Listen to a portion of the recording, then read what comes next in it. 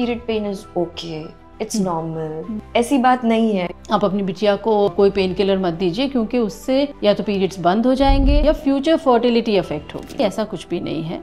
I got my first periods when I was 15, but now 8, 10.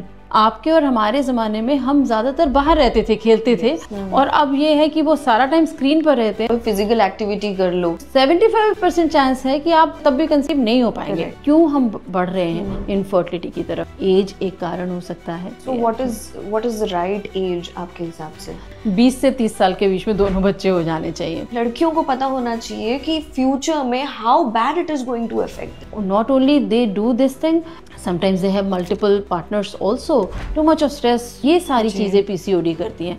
I should have my own some identity जिससे कि मैं relate कर पाती हूँ। मेनोपॉज में आपकी मेंटल हेल्थ के लिए ये बहुत ज़्यादा ज़रूरी है। A lot of women are getting breast cancer. 10 साल की उम्र से आपको पीरियड शुरू हुए और 35 साल तक आपने बच्चा भी नहीं किया, तो वो एस्ट्रोजन वाला इफेक्ट जो है बहुत लंबा हो। वजाइना के पीछे क्यों पड़ गए हैं हम? वहाँ पर साफ करना बहुत ज़रूरी है। Selling it in that way ना कि गंदा है। जब आपने वो वॉश यूज कर लिया, सारा बैक्टीरिया मर गया, now you are prone for infection. फिर वो लेके आएंगे कि आपका जो है वजाइना का हेल्दी बैक्टीरिया मर गया, अब आप प्रोबायोटिक खाइए, इससे आपके वजाइना का हेल्दी बैक्टीरिया बन जाएगा। वही कंपनी जो मार रही है वही आपको प्रोबायोटिक दे रही है उतनी ही महंगे प्राइस में। ब्रेस्ट फीडिंग रोकता है ब्रेस्ट कैंसर को?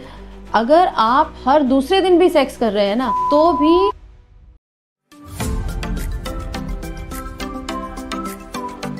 हेलो एवरीवन, वेलकम, नमस्ते, वेलकम टू द शो। मैं हूं आपकी दोस्त और होस्ट राव्या साडा और आप देख रहे हैं द राव्या साडा podcast.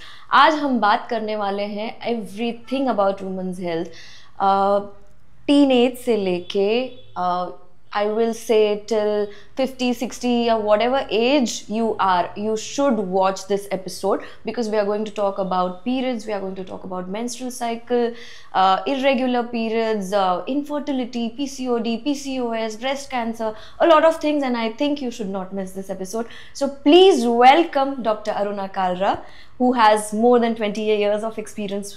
Right, ma'am? Yeah. Namaste. How are you? I'm good. Thank you very much. Thank you for inviting me. Thank you for coming.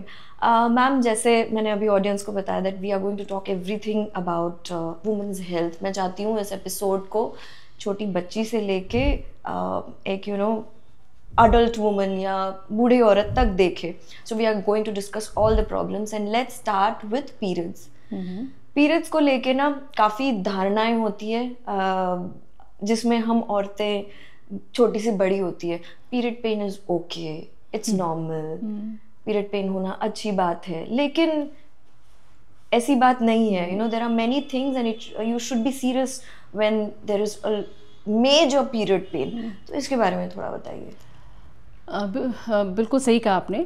हमारी मदर्स और हमारे बड़े लोग हमेशा यही कहेंगे कि पीरियड्स पेन ठीक है, आप अपनी बिटिया को कोई पेन किलर मत दीजिए, क्योंकि उससे या तो पीरियड्स बंद हो जाएंगे या साइकिल ख़राब हो जाएगी या फ्यूचर फर्टिलिटी अफेक्ट होगी, जबकि ऐसा कुछ भी नहीं है। और मुझे कई बार जब एक लड़की, एक छोटी बच्ची की 12 साल की बच्ची है, आजकल पीरियड्स जल्दी भी शुरू हो रहे हैं, 8, 9, 10 साल पर शुरू हो रहे हैं। तो जब वो बच्ची की मदर आती हैं और कहती हैं कि इसे बहुत पीरियड का पेन हो रहा है, and I try not to give her tablets, painkiller. I tell her ऐसा क्यों करना है? क्योंकि मान लीजिए उसका एग्ज़ाम है, मान लीजिए वो बैडमिंटन प्लेयर है, मान लीजिए वो किसी टीम एक्टिविटी में है और उस दिन उसके पीरियड हो गए, तो आप क्या चाहती हैं? या जिस दिन उसका एग्ज़ाम है उस दिन और लोगों के नहीं हो रहे, उसको हो रहे हैं, या बॉयज़, तो उसका तो ख़राब हो जाएगा एग्ज़ाम। तो आपको बिल्कुल भी ये नहीं सोचना है कि जो दर्द कम करने की दवा है वो नुकसान करेगी कुछ पीरियड्स को। ऐसा नहीं होता है। These are simple anti inflammatory drugs, दवाइयाँ जो कि हाँ थोड़ा पीरियड के फ्लो को कम कर सकती है। नॉट फ्लो कम एज सच नहीं होता, कम लगता है, जैसे क्लॉट हो गया या कुछ, थोड़ा रिलीफ मिलता है, रिलीफ। और पेन में तो बहुत ही रिलीफ मिलता है। तो आप अपनी बच्ची को हर 12 घंटे पर या 8 घंटे पर पेन ख़त्म करने की दवा दे सकते हैं। पहली बात, क्योंकि अभी अभी उसके पीरियड शुरू हुए हैं, मगर दर्द और भी बहुत कारणों से हो सकता है। If you are in your reproductive age group, तो आपको पेन शायद इस वजह से तो नहीं हो रहा कि फाइब्रॉइड है, क्या इस वजह से तो नहीं हो रहा, आजकल एक नई बीमारी है एंडोमेट्रियोसिस है, पॉलिप तो नहीं बन गए जो कि गांठें हैं जो कैंसरस नहीं होती है मगर वो बहुत पेनफुल और हेवी ब्लीडिंग दे सकती हैं, या किसी तरीके की ओवेरियन सिस्ट एंडोमेट्रियोमा वगैरह तो नहीं हो गया। अगर मैं यही मानती रहूँगी कि पीरियड पेन नॉर्मल है और हमें दवा भी नहीं लेनी और डायग्नोज भी नहीं करना, तो इनमें से कोई बीमारी बहुत बड़ी भी हो सकती है जी। और ये बीमारी ज़रूर हमारी फर्टिलिटी को अफेक्ट भी कर सकती है। तो हमें ये नहीं सोचना है कि हमें उसकी डायग्नोसिस नहीं करनी है। सबसे पहले अगर ऐसा दर्द है जो कि हमें लगातार उन दिनों में रह रहा है या पीरियड्स के बाद भी हो रहा है, पीरियड्स के पहले भी हो रहा है, या फिर एक कांस्टेंट पेन हो गया, कोई भी पीरियड का पेन या थ्रू आउट मंथ अगर पेन है तो आपको डॉक्टर के पास जाना चाहिए।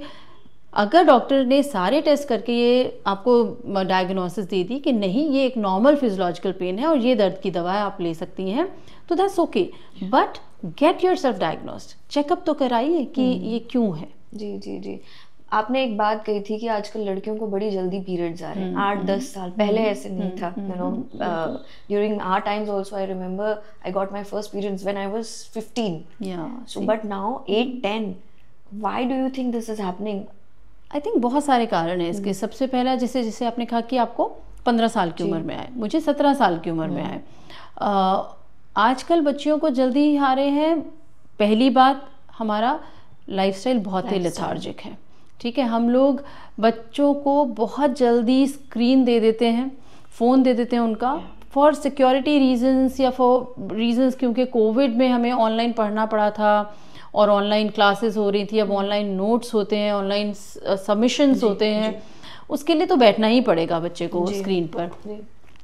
उसकी वजह से अगर आप बच्चा उसलिए स्क्रीन पर बैठ रहे हो और उसके बाद आप मना करें कि अब आप वीडियो गेम ना खेलें, ज़्यादातर बच्चे कहते हैं हमारा तो व्हाट्सएप पर डिस्कशन चल रहा है, पढ़ाई का डिस्कशन चल रहा है, तो most of the time they are on screen और हमें एक्चुअली उनको फोर्स करना पड़ता है बाहर खेलने जाने के लिए। छोड़ दो, हाँ। आपके और हमारे ज़माने में हम ज़्यादातर बाहर रहते थे, खेलते थे और माँ बाप पकड़ कर लाते थे कि अब चलिए पढ़िए, और अब ये है कि वो सारा टाइम स्क्रीन पर रहते हैं और हमें धक्का मारना पड़ता है कि जाके पार्क में खेल कर आओ, कोई फिजिकल एक्टिविटी कर लो।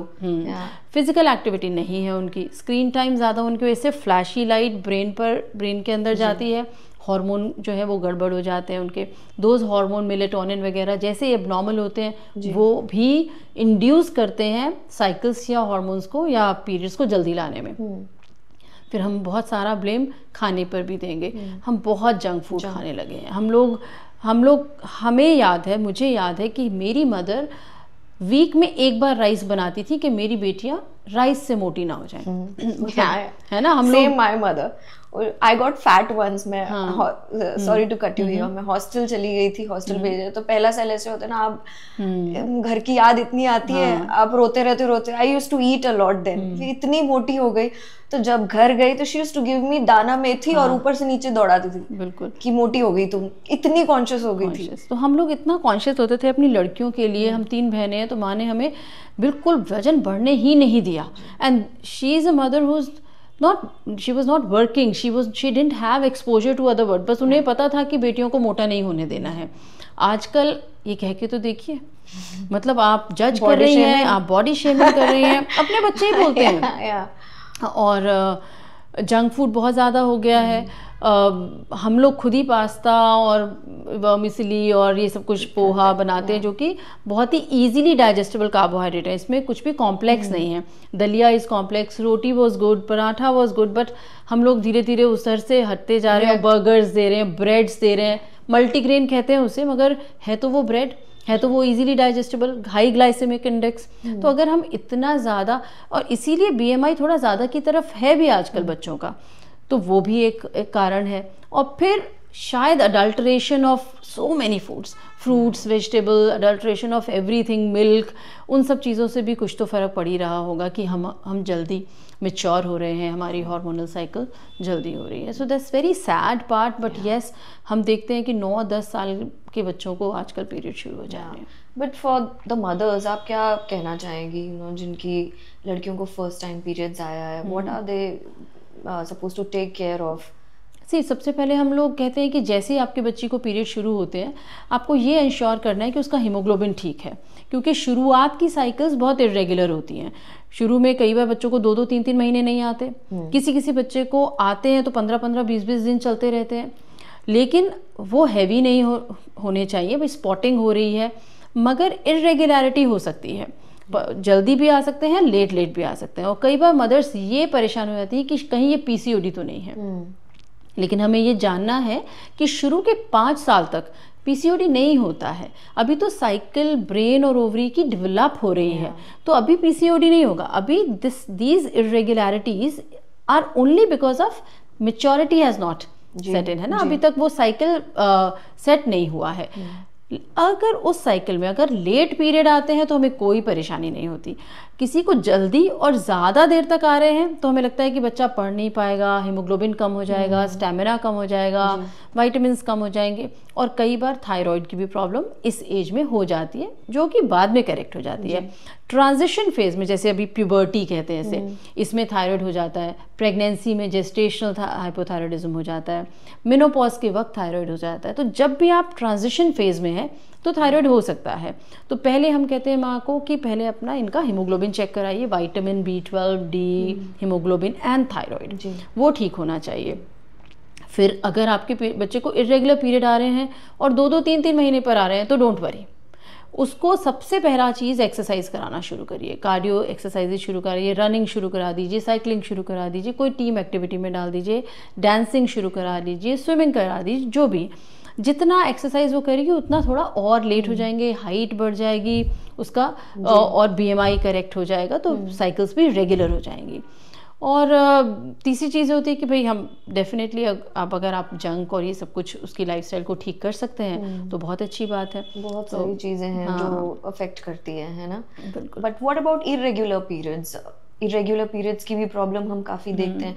Why do you think, what are the causes for irregular periods? And औरतों ने, इफ आई आस्क यू, किस चीज़ों से अवेयर होना चाहिए?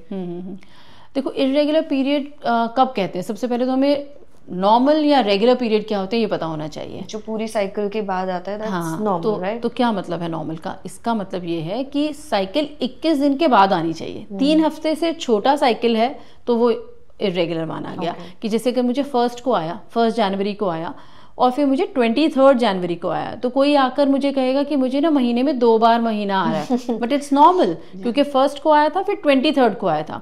बट अगर 1 को आके 20 को आ जाता तो वो अब नॉर्मल है। ठीक है। अभी दूसरी पेशेंट आएगी, कहेगी मुझे तो हमेशा ही बहुत लेट आते हैं साइकिल। उसका मानना है कि शायद हर 28 दिन पे आने चाहिए, लेकिन उसको 1 को आए, फिर शायद 35 डेज पर आए। तो 21 से 35 दिन की साइकिल को हम नॉर्मल मानते हैं। 40 दिन पे आ रहे हैं तो इरेगुलर है। तो वो एक चीज है। फिर अगर आपको 2 दिन तक पीरियड रह रहे हैं तो ठीक है, 2 दिन से कम है तो गलत है, 8 दिन से ज्यादा है तो भी गलत है। आप इतनी ब्लीडिंग हो रही है कि आपको हीमोग्लोबिन डाउन हो गया, वो भी गलत है। ठीक है। तो अब क्योंकि अगर मैं ये कहूँ कि आपको हैवी होती है कि नहीं, तो ये बहुत ही सब्जेक्टिव चीज़ है। आप किसी हैवी ब्लीडिंग को भी शायद नॉर्मल मान सकती हैं और कोई नॉर्मल ब्लीडिंग को भी हैवी मान सकता है। इसीलिए हम हीमोग्लोबिन चेक करते हैं कि आपका कितना है। तो इरेगुलर ब्लीडिंग का ये मतलब है कि आपकी शॉर्ट हो गई या प्रोलॉन्ग्ड हो गई। ठीक है। 21 दिन से पहले हो गई या 35 दिन के बाद हो रही है, that can be PCOD, that can be hormonal. Okay. Cycle के बीच में आ गए, जैसे मुझे आया और फिर 10 दिन बाद फिर से आ गया, वो इरेगुलरिटी होती है। 15 दिन बाद फिर से आ गया, चाहे स्पॉटिंग ही आया, वो भी इरेगुलरिटी हो सकती है। उसका क्या कारण है? उसका कारण ये हो सकता है कि आपके यूट्रस का माउथ सर्विक्स इज अनहेल्दी, वहाँ कुछ इन्फेक्शन है। हमें उसके लिए पैप स्मेयर करना चाहिए, देखना चाहिए if you are sexually active. दूसरा कारण हो सकता है यूट्रस के अंदर कोई गांठ या पॉलिप बन रहा है, जिसकी वजह से आपको हर 20-15 दिन में ब्लीडिंग हो रही है, 10 दिन में ब्लीडिंग हो रही है। यूट्रस के अंदर एक फाइब्रॉइड बन रहा है जो कि आपकी कैविटी को पुश कर दे रहा है, तो heavy painful bleeding and irregular bleeding start हो जा रहा है। और another thing which is endometriosis, कि endometriosis is a disease where you can have heavy bleeding, painful bleeding, irregular bleeding, या फिर कोई ओवेरियन सिस्ट बन गया है जो कि आपके जो हार्मोन भी सिक्रीट कर रहा है और वो आपकी साइकिल्स को भी इरेगुलर कर रहा है। जी। डॉक्टर, ऐसे मैंने बीच में कहीं पढ़ा था और देखा भी था कि with the colour of your bleed the blood, you can identify what kind of problem you are going through, या आपने समझ जाना चाहिए और डॉक्टर के पास जाना चाहिए? नहीं, कलर तो नहीं कहेंगे हम, जैसे ब्लैकिश ब्राउन किसी को आता है तो इसका मतलब वो स्कैंटी है, ठीक है। If you have scanty bleeding you might be having some kind of pelvic infection. Pelvic infection दोनों तरीके से प्रेजेंट कर सकता है, you can have scanty bleeding, you can have heavy bleeding, ठीक है। और कोई हार्मोनल भी हो सकता है कि क्यों आपको खुल के नहीं आ रहे, why you have blackish brown scanty bleeding. Fresh blood है, बहुत क्लॉट्स आ रहे हैं, तब हमें कुछ पैथोलॉजी हो सकती है, which is as I said कि पॉलिप या फाइब्रॉइड या ऐसा कुछ हो सकता है।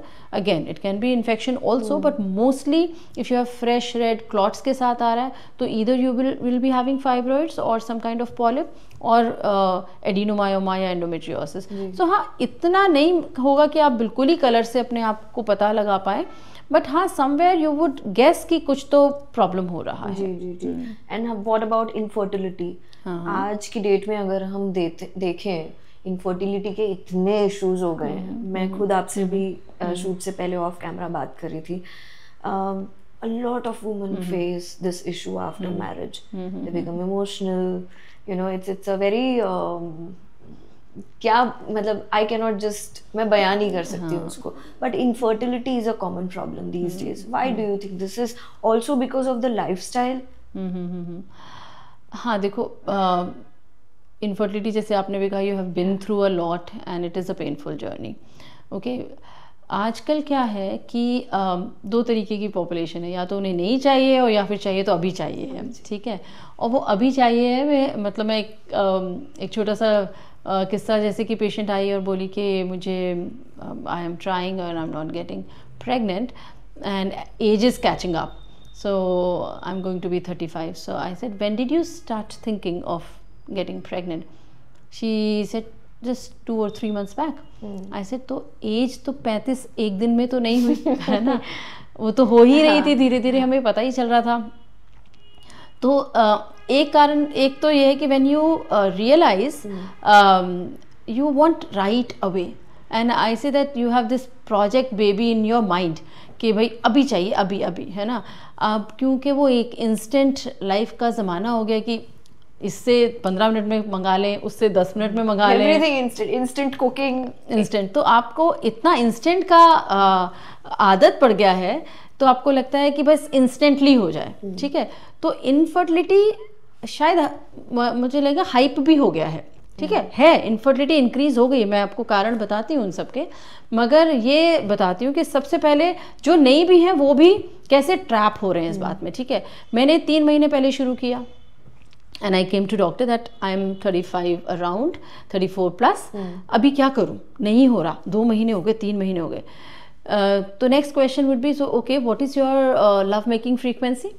लाइक हम लोग ओवुलेशन डे पे करते हैं 1 या 2 दिन.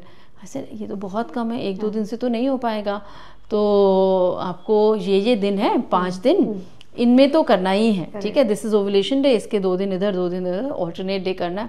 That would be too much doctor. So we are travelling most of the time, I am travelling, he is travelling, ऐसा. और मैंने कहा देखो बिना उसके तो होगा नहीं.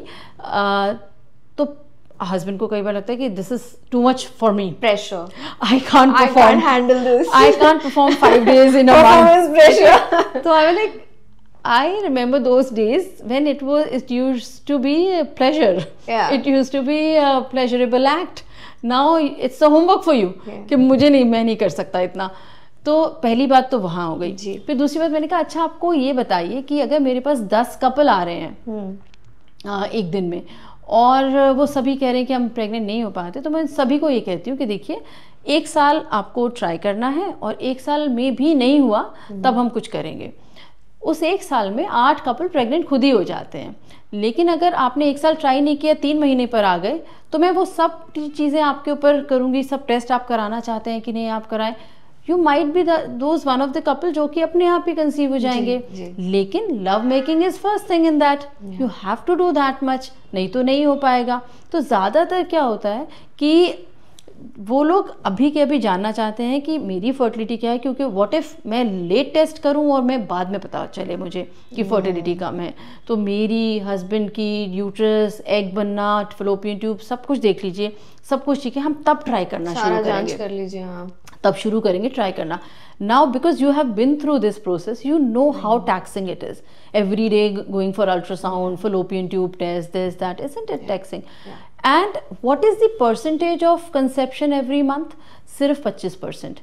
अगर आप हर दूसरे दिन भी सेक्स कर रहे हैं ना, तो भी fecundity या probability of conception every month is only 25%. So 75% chance है कि आप हर रोज सेक्स कर रहे हैं, एवरी ऑल्टरनेट डे कर रहे हैं, तब भी कंसीव नहीं हो पाएंगे. सो दैट इज लाइक, ये ह्यूमन fecundity पुअर है. आपका सिर्फ 25% चांस है. इसीलिए क्यूमुलेटिव इफेक्ट देखते हैं हम कि भाई आप एक साल में अगर आपकी अच्छी सेक्स फ्रीक्वेंसी है तो आप हो जाएंगे प्रेग्नेंट. लेकिन ये तो एक सबसेट ऑफ कपल हो गया कि जो बिना ट्राई किए करते हैं. दूसरा ये कि ओके, आई एब्सोल्युटली अंडरस्टैंड, क्योंकि फर्टिलिटी आपने फ्रेंड्स की देखी और सबकी की कम हो रही है, एंड हम लोग टेस्ट जब कराते हैं और एक फीमेल फर्टिलिटी का मानक मेजर AMH मानते हैं, और वो मोस्टली टेस्ट करा कर ही आते हैं कि मेरा ये कम है. AMH AMH एक टेस्ट है, मगर उसको 100% नहीं आप बिलीव कर सकते, ठीक है. It can get affected by so many things. So अगर आपका लाइफस्टाइल ठीक नहीं है, अगर आप ठीक टाइम से नहीं सो रहे, स्मोकिंग है, एक्सरसाइज नहीं कर रहे हैं, और बहुत अगेन स्क्रीन टाइम भी बहुत है, विटामिन D डेफिशिएंट है, बहुत सारी चीज़ों से वो अफेक्ट होता है ना. हमें बहुत सारी चीज़ें और भी देखनी है. If you are getting regular periods, अगर मैंने अल्ट्रासाउंड किया और एंट्रल फॉलिकुलर काउंट देखा जिसमें मुझे दोनों ओवरी में अच्छे एग्स दिखाई दे रहे हैं, तो फिर मुझे डाउट नहीं हुआ है कि आपके नहीं यू आर नॉट ओव्यूलेटिंग या आपकी फर्टिलिटी कम है. फिर हम एक और टेस्ट करते हैं, follicular monitoring, which you must have gone through, कि हर दूसरे दिन, एवरी ऑल्टरनेट डे हम अल्ट्रासाउंड करके देखते हैं कि कौन से दिन बाहर आ रहा है, जिसको ओव्यूलेशन कहते हैं, ठीक है. ये सारी चीज़ें करके देखा और सीमेन एनालिसिस करके देखा, और आपको एक सर्टिफिकेट दिया कि देखो आप दोनों बिल्कुल ठीक हो, now you have to do this love making, है ना. But what can be the reasons of infertility if actually you are not able to conceive? It's been 6 months, 8 months, a year, आप रिलीजियसली डॉक्टर की बात मान रहे हैं, सब कुछ कर रहे हैं, फिर भी आप नहीं कंसीव कर पा रहे. तो वहाँ आता है कि कारण क्यों हम बढ़ रहे हैं इनफर्टिलिटी की तरफ. एज एक कारण हो सकता है. एज की वजह से, जैसे बढ़ती उम्र है, हमारी क्वालिटी ऑफ एग्स भी कम हो गया है. एक क्वांटिटी होता है, क्वालिटी भी कम हो गया है. अब वो उतना क्वालिटी ऑफ एग नहीं कंसीव कर पा रहा, बायोकेमिकल प्रेगनेंसी हो गई, ब्लाइटेड ओवम हो गया, मिस्ड अबॉर्शन हो गया, या कंसीव ही नहीं हो पा रहा है. या फिर दूसरी चीज़ हो सकती है कि बढ़ती उम्र के साथ आपके और बीमारियां, जो हमने कहा कि एंडोमेट्रियोसिस बहुत कॉमन है, छोटे मोटे पॉलिप्स बार बार बन जा रहे हैं, फाइब्रॉइड बन गया which is obstructing your tube, या कुछ हो गया, या आपकी अनहेल्दी लाइफस्टाइल की वजह से आपको PCOD हो गया है, तो और कोई हार्मोनल इम्बैलेंस हो गया. तो ये सारे कारण इनफर्टिलिटी के होते हैं. अब इसमें या फिर आपने किसी का ये भी होता है कि आपने जब नहीं चाहता था आप प्रेग्नेंट हो गए, तब आपने DNC या MTP करा दिया, उसके बाद फिर यूट्रस में कुछ प्रॉब्लम आ गई, या फलोपियन ट्यूब्स ब्लॉक हो गई, या तो ये बहुत सारे कारण हैं आजकल जो इनफर्टिलिटी बढ़ रही है. एज के साथ एक्चुअली जैसे जैसे एज बढ़ती जाती है, हमारी फर्टिलिटी थोड़ी थोड़ी कम होती जाती है. So what is the right age आपके हिसाब से? देखिए, राइट एज तो जो हमारी मदर्स की होती थी वही है. 20 से 30 साल के बीच में दोनों बच्चे हो जाने चाहिए. लेकिन मैं ये कहूँगी कि अब मेरी बिटिया भी बड़ी हो गई है, तो मैं आई डोंट सी एनीवेयर कि वो कहीं प्रेग्नेंट होने वाली हैं या कुछ. तो पढ़ाई करते करते आजकल हमारे बच्चे पढ़ भी रहे हैं. हमारे ज़माने में MBBS करने के बाद ही शादी हो गई थी और इंटर्नशिप में ही बच्चा हो गया था. बट गिवन अ चांस अगर हमें भी दिया था तो शायद वो नहीं करते. आजकल के बच्चे पूरी पढ़ाई करेंगे, फिर नौकरी भी करेंगे, फिर अपना करियर देखेंगे, और once they are stable enough only then they would go for it. तो ये है कि बहुत अच्छी बात यह है कि आजकल हम प्रिवेंटिव हेल्थ चेकअप करा रहे हैं, जिसमें कि हम हर साल पैप स्मेयर कर रहे हैं, breast ultrasound for pelvis and all other test, okay. तो हमें बहुत पता चलता रहता है कि where do we stand right now, है ना। और थोड़ा जल्दी पता चल जाता है कि okay, this is the stage, I might be having this problem, I might have difficulty in conception, let's go for fertility preservation. जी, ये modern lifestyle आपने जैसे कहा कि contribute करती ही है, and this is the reason because of the rise of infertility. Essential lifestyle changes क्या होने चाहिए, lifestyle में कैसे changes लाना चाहिए to boost your chances of pregnancy? मैंने आपके स्टोरी से जो एक एक्सट्रैक्ट किया है जी, वो सबसे पहली बात कि if you do not do exercise and you are stressed most of the time, your hormones are absolutely wrong, है ना। दे वुड नॉट, वो एग को ओवुलेट नहीं होने देंगे, या वो एक हेल्दी मिल्यू नहीं देंगे अंदर कि वो कंसीव कर पाए या फर्टिलाइज हो पाए, ठीक है। तो जब आप स्ट्रेस फ्री होते हैं, तो यहाँ पे एक छोटा सा एग्जांपल देती हूँ कि लोग जो है बहुत IVF कराते रहते हैं, फेल हो जाते हैं, it's very sad part, but then they adopt a child, okay, once they adopt a child within a year they conceive naturally. और वो कपल जो कि डॉक्टर बता चुके हैं कि आपका AMH बिल्कुल ख़त्म है, आपकी ट्यूब ब्लॉक है, आप कभी कंसीव हो ही नहीं सकते, वो कंसीव हो जाते हैं नेचुरली। क्यों? क्योंकि वो बच्चे ने सारा स्ट्रेस ले लिया आपका। सो ये सिर्फ एक एग्जाम्पल है, अदरवाइज जो इसका आंसर है कि हमें ऐसा क्या करना चाहिए अपने लाइफस्टाइल में कि हमारी फर्टिलिटी इम्प्रूव हो जाए, या healthy, what is the healthy lifestyle. Time पे सोना डेफिनेटली, है ना, टाइम पर सोना है, टाइम पर उठना है। Sleep is very important, very very important. 7 घंटे की नींद, हम 8 घंटे की कहते हैं, मैंने रिड्यूस कर दिया। 7 to 8 hours of sleep is important, okay. 1, एक regular healthy exercise schedule is very very important. Everybody tells me कि मैं बहुत ही बिजी हूँ, मुझे लगता है कि फिर मैं अगेन आई कम कि भाई मैं भी बिजी हूँ, लेकिन फिर भी मैं अपना सुबह का एक टाइम निकाल लेती हूँ, 1 घंटे का एक्सरसाइज का। और मैं ये नहीं कह रही कि हाँ मेरी उम्र ऐसी है, बट ठीक है, आपके बच्चे हैं या आपका जॉब है या आपका इतना मुश्किल है, बट फिर भी अपनी लाइफ से 1 घंटा आप नहीं निकाल पा रहे हैं, दैट इज़ रॉन्ग। और आप जब एक्सरसाइज करते हैं तो आपकी मेंटल एबिलिटी तो बढ़ती है, आप बहुत मेडिटेटिव होता है, और फिजिकली भी आपकी सारी लंग्स इम्प्रूव होते हैं, ऑक्सीजनेशन बेटर होता है, हार्ट स्ट्रांग होता है, मसल्स बिल्ड होती है, मेटाबॉलिज्म बेटर होता है, तो वो तो आपको करना ही चाहिए। तो if you sleep properly, you exercise regularly, and you make sure कि खाना घर का बना हुआ खाएं, और खाने में जो हम पहले खाते थे कि फाइबर रिच डाइट होना चाहिए। इंस्टेंट वाली चीज़ें हाई ग्लाइसेमिक इंडेक्स होती हैं, वो आपका फैट भी बढ़ाती हैं, और वो आपको शुगर भी कर सकती हैं, हाई ब्लड प्रेशर, कोलेस्ट्रॉल सब कर सकती हैं।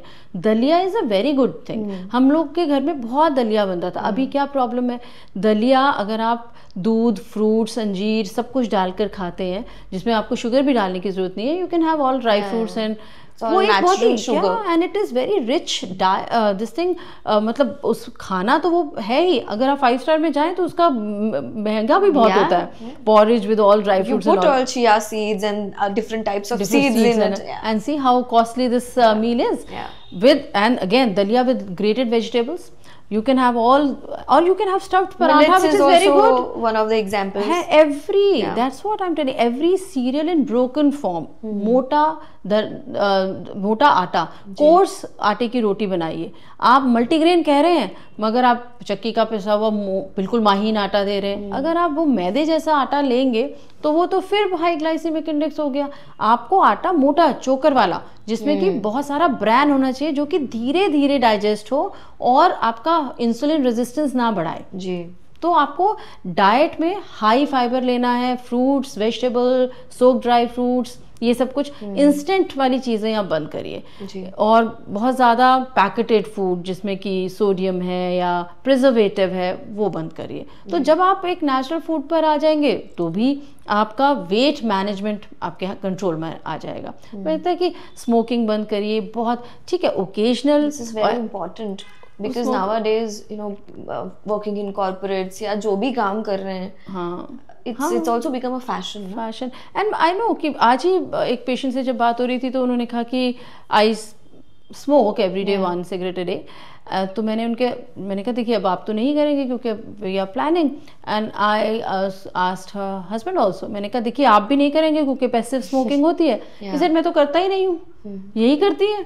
अरे ये भी बड़ा दुनिया बदल रही है. तो मैंने कहा कि नहीं, एक्चुअली स्मोकिंग से स्पर्म क्वांटिटी भी और क्वालिटी भी खराब होती है और एग भी खराब होता है. तो मैं एक ऑर्थोडॉक्स ग्रैनी की तरह नहीं यहाँ बात कर रही हूँ, मैं एक डॉक्टर की तरह बात कर रही हूँ कि smoking is injurious to health. Okay, तो वो पहले भी यही कहते, अब हमारा पीसीओडी भी बढ़ रहा है, हमारी एग की क्वालिटी भी खत्म हो रही है. और खैर सर्वाइकल कैंसर और मेनी अदर कैंसर्स और ऑल्सो ब्रेस्ट कैंसर. तो ये सारी चीजें भी कॉज करता है स्मोकिंग. तो आपको तो बंद करना ही पड़ेगा. वो पहले भी इंजूरियस था, अब और भी ज्यादा है. तो वो सारी चीजें आप कम करिए. हुक्का है, स्मोकिंग है, ये सारी चीज़ें. तो ये सब unhealthy lifestyle is good. Like आप लोगों को मज़ा आता है इस सब चीज़ों में, बट जब आप एक हेल्दी लाइफस्टाइल, और आजकल ये भी एक ग्रुप ऑफ पीपल है जो कि साइकिलिंग जा रहे हैं, जो कि ट्रैकिंग पर जा रहे हैं, जो एक टाइम पर सोते हैं. और इनकी पार्टीज़ भी ऐसी होती है, शाम को 5 बजे शुरू हो जाती है, 9 बजे तक खत्म, because we have to get up early in the morning for trekking और साइकिलिंग और रनिंग. तो ये ग्रुप ऑफ पीपल जो कि ये इस चीज़ के लिए किसी we have to have party at 5 o'clock in the morning, we would start, और 9 बजे तक हम वाइंड अप करेंगे क्योंकि हम सबको सुबह रनिंग, साइकिलिंग और ट्रैकिंग के लिए जाना है. तो ये भी नए बच्चों की बता रही हूँ मैं, जो नया कॉर्पोरेट ऑफिस में जाने वाले लोग हैं, उन लोगों का एक ऐसा सबसेट भी है जो कि एक हेल्दी लाइफस्टाइल मेंटेन कर रहा है. रोज मैं खुद ही अपनी सोसाइटी के बाहर देखती हूँ कि यंग लड़के लड़कियाँ रनिंग के लिए जा रहे हैं, एंड आई लाइक इट. कि एक सबसेट है जो कि पब्स में जा रहा है और इस तरीके कर रहा है, and then once in a while it's okay, yeah. But if it becomes a habit then it's not okay. If you are doing एक वीकेंड पे 15 दिन में एक बार या कुछ है party, but there is another way of partying जो ये लोग कर रहे हैं. ये लोग अब 5 बजे से शुरू होते हैं अपना जो भी पार्टी करनी है, by 9 o'clock because they have to get up in the morning. Correct. What about alcohol and drugs? We see a younger generation going more towards it. See, younger generation responsible भी है जी, है ना. मैं ये कहूँगी कि मैं अभी जब ये पॉडकास्ट भी करने लगी और मैंने ऐसे 19 साल 20 साल के बच्चों को देखा जो कि बड़े सक्सेसफुल हैं. They are doing podcast since 1 year and they are really successful. और जब उनसे बात करने को मिला तो बहुत फोकस्ड भी हैं. और बहुत ऐसे बच्चों से मिलती हूँ जो मेरी ओपीडी में भी आते हैं. They are really intelligent, focused, they know their goals and everything. But वही है कि हर तरीके के पॉपुलेशन है. कई लोग ड्रग्स में है, कई लोग फोकस्ड हैं. आई एम आस्किंग अबाउट कितना लेवल तक वो इफेक्ट होता है टुवर्ड्स इनफर्टिलिटी. हाँ, I know about this subset. There are people, हर तरीके के लोग होते हैं. बट द क्वेश्चन इज कि जैसे जिस तरह यंगर जनरेशन अब आप देखोगे कि 2 tier 3 tier cities maybe it has become very easy to get procure the drugs when we talk about. So colleges में it's an easy entry. So the thing is लड़कियों को पता होना चाहिए कि फ्यूचर में how bad it is going to affect them. सी मैं एक बात बताऊँ कि देखो ये हमें पता है स्मोकिंग खराब है, ड्रग्स खराब हैं, वेपिंग खराब है, हमें सब पता है. ठीक है, लेकिन जब ये बच्चे इस एज से गुजर रहे होते हैं तब वो सोच नहीं रहे होते फर्टिलिटी के बारे में. अगर आप उनसे बात भी करेंगे ना कि देखिए आपके पीरियड्स गड़बड़ हो जाएंगे या आपको आगे बच्चा नहीं कर पाएंगे, तो उनका जवाब ये होगा कि करना ही किसको है, वी डोंट वांट, है ना. क्योंकि अब आप उस 20 समथिंग के बच्चे को ये विजडम तो नहीं डाल सकते कि आप इस वक्त तो yes it affects them. But वही जो मैं कहना चाह रही थी कि इन बच्चों को फोकस्ड होने के लिए they should have that environment, because everybody knows that this is wrong and this is going to affect their periods, this is going to affect their future fertility, है ना. मगर फिर भी बच्चे करते हैं. and not only they do this thing, sometimes they have multiple partners also, and because of that younger generation HPV contract कर रही है, इन्फेक्शन, पैप स्मीयर्स एबनॉर्मल हो रहे हैं, अर्ली कैंसर चेंजेस, यूट्रस के माउथ के कैंसर चेंजेस यंगर एज में आ रहे हैं। तो ये सारी चीज़ें because they are again smoking, vaping, multiple partners, everything goes hand in hand. जी जी जी, rightly said. What about freezing of eggs? जब हमने एक एज की बात की कि किस what is the right age, I asked you. We also know that आजकल eggs भी freeze किए जा रहे हैं. What about that? ओके तो ये तो आजकल बहुत कॉमन है। हमारे पास बहुत सारे ऐसे लड़कियां आती हैं जो कि ऐसा है कि एक ग्रुप ऑफ पेशेंट्स हो सकते हैं जिनको कि एक्चुअली बीमारी है, जैसे एंडोमेट्रियोसिस है जिसमें कि आपकी ओवरीज डिस्ट्रॉय हो जाती है ओवर द इयर्स। ओके, अगर आप ट्रीटमेंट नहीं करते या वहीं पर उस बीमारी को रोकते नहीं हैं, तो अगर कोई उस बीमारी से आ रहा है या किसी को sad thing that ovarian cancer हो रहा है या कुछ, तो हमें एग प्रिजर्व करना पड़ता है टाइम से पहले। और एक है जो कि अभी they are not they do not know right now, they're not ready to be a parent, they are not ready, or they're confused whether they ever would be ready as to become a mother. वो वाले बच्चे सिर्फ इसलिए आते हैं कि girls की अभी मुझे नहीं पता क्या मैं आगे करना भी चाहती हूँ कि नहीं करना चाहती, बट मैं I don't want to lose my chance, तो क्या मैं एग फ्रीज करा लूँ, what would be the right as.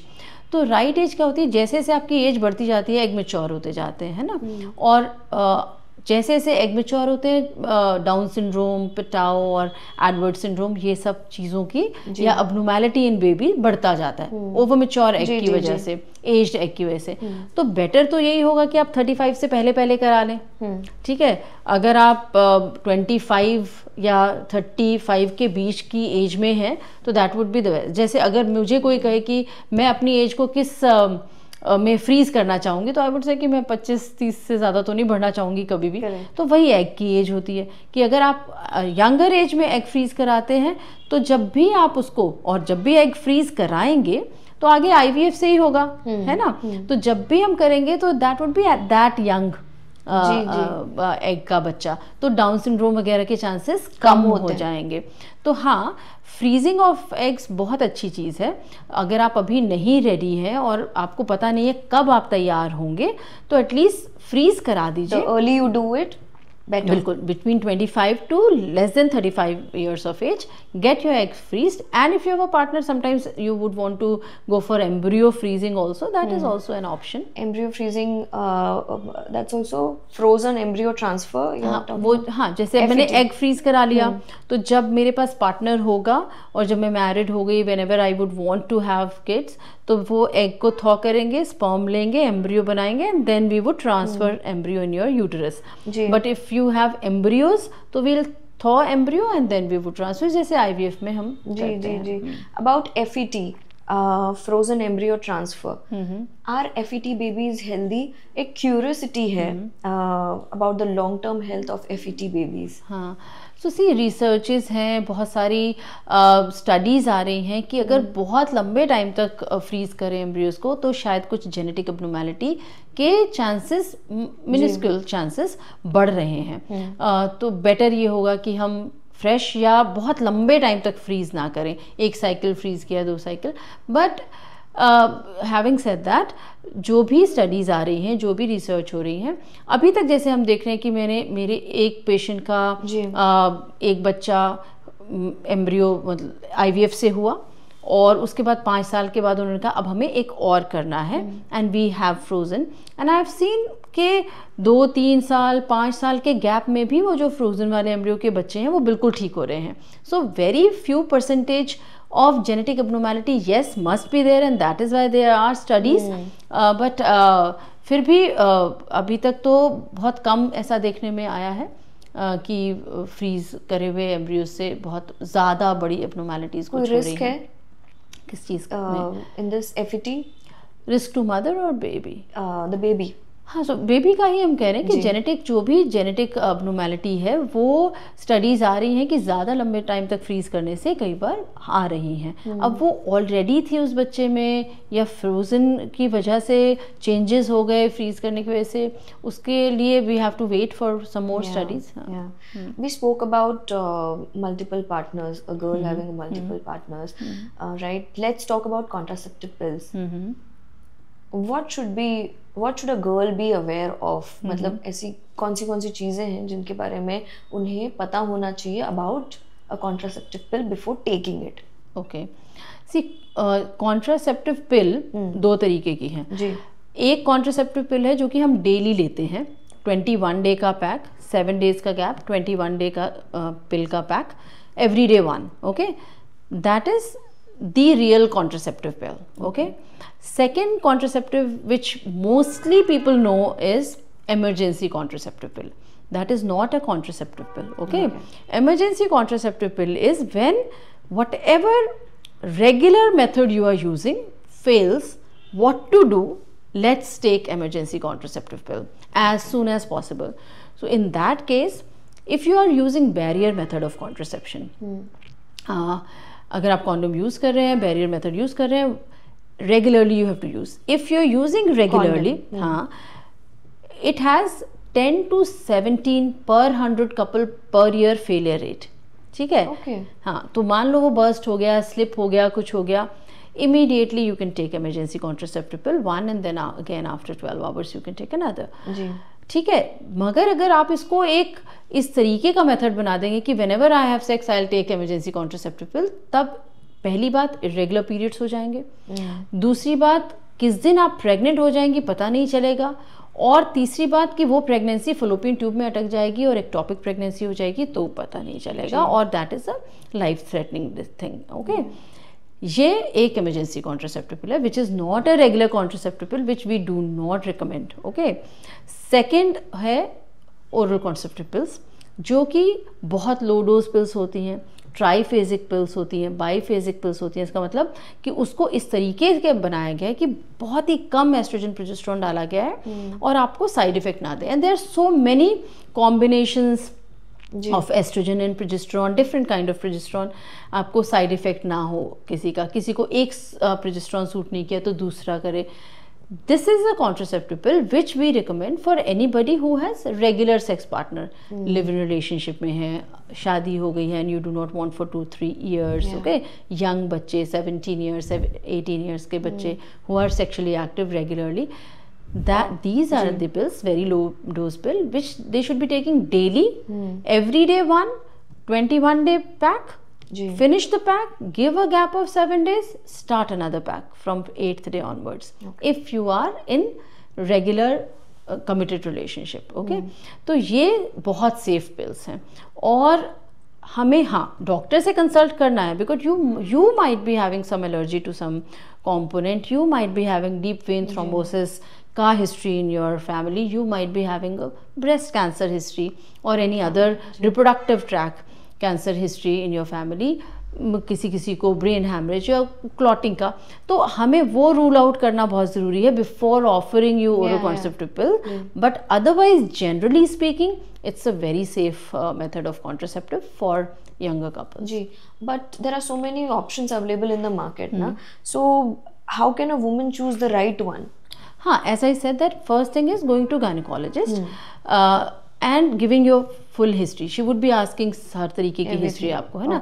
जैसे एक as simple as that कि मैं contact lens यूज़ करती हूँ, ठीक, तो particular type of oral contraceptive pill might cause a little gritty feeling in my eyes whenever I use contact lens. तो अब ये कैसे पता, आपने तो ओवर द काउंटर खरीद के और फिर जब भी आपने कॉन्टैक्ट यूज़ किया आपको लगा कि समथिंग इज, हाँ कुछ इरिटेशन हो रहा है, तो इसका मतलब कॉर्निया में थोड़ा सा स्वेलिंग हो रहा है and it is giving you gritty. तो आपको गायनेकोलॉजिस्ट को तो करना ही है consult. Some people might have start having a little nausea, a little breast tenderness and all. जब आप गायनेकोलॉजिस्ट के पास जाएंगे, उन्हें अपने सिम्टम बताएंगे, अपनी हिस्ट्री बताएंगे, तो आपको टेलर मेड एक टैबलेट का ब्रांड नेम बताएंगे और कहेंगे ये यूज़ करके देखिए, if it doesn't suit you will change. जी जी, so this is how it should be done. Ma'am, nowadays we see 20s में 30s में women face a lot of problem when we talk about PCOS, PCOD, acne हो रहा है, weight gain हो रहा है, mental stress. Tell me the reasons why it is happening. इसमें भी काफ़ी राइज देखते हैं हम. हाँ बिल्कुल. तो PCOD या PCOS, सबसे पहले तो सबको ये कि PCOD है या PCOS है. पॉलीसिस्टिक ओवेरियन डिजीज और पॉलीसिस्टिक ओवेरियन सिंड्रोम. ठीक है. मोटा मोटी दोनों एक ही चीज़ है. ओके, PCOD और PCOS. सिंड्रोम तब कहते हैं जबकि हमारा हार्मोनल इम्बैलेंस इतना बढ़ गया कि हमें डायबिटीज़ भी हो गया, हाइपरटेंशन भी हो गया, लिपिड्स भी गड़बड़ हो रहे हैं, ये तो तब हमारा सिंड्रोम बन गया. लेकिन डिजीज़ तब तक है कि जब तक हमारे पीरियड इरेगुलर हो रहे हैं, डिले हो रहे हैं, हमें एक्ने हो रहे हैं, चिन हेयर हो रहे हैं, एक्स्ट्रा हेयर बॉडी में हो रहे हैं, और बॉल्डिंग हो रही है, हमारी स्कैल्प हेयर थिनिंग हो रहा है, या फिर नेप ऑफ नेक में ब्लैकनिंग हो रही है, एक्जिला में पिगमेंटेशन हो रहा है, वेट लॉस होना बहुत मुश्किल हो रहा है, I am not able to lose weight, gain हुए जा रहा है, फर्टिलिटी इफेक्ट हो रही है, I am not able to conceive naturally. तो ये सारी चीज़ें PCOD में आ गई. तो व्हाट इज़ PCOD? P मतलब पॉली, सिस्ट मतलब हमारे खुद के एग, पॉलीसिस्टिक ओवेरियन डिजीज. ठीक है. हमारी ओवरी में जब हमने अल्ट्रासाउंड कराया तो बहुत सारे एग्स दिखाई दे रहे हैं जो कि इतने नहीं दिखाई देने चाहिए. तो वो जो बहुत नेकलेस पैटर्न या बहुत सारे एग्स दिखाई, छोटे छोटे बहुत सारे दिखाई दे रहे हैं, वो हर महीने निकल नहीं पा रहा है. एक एग जो कि हर महीने आपको पीरियड आने से 14 दिन पहले निकलना चाहिए, जिसको ओव्यूलेशन कहते हैं. अब उस महीने नहीं निकला, अगले महीने वाला भी नहीं निकला, तो 2-3 महीने बाद आपको पीरियड्स आए.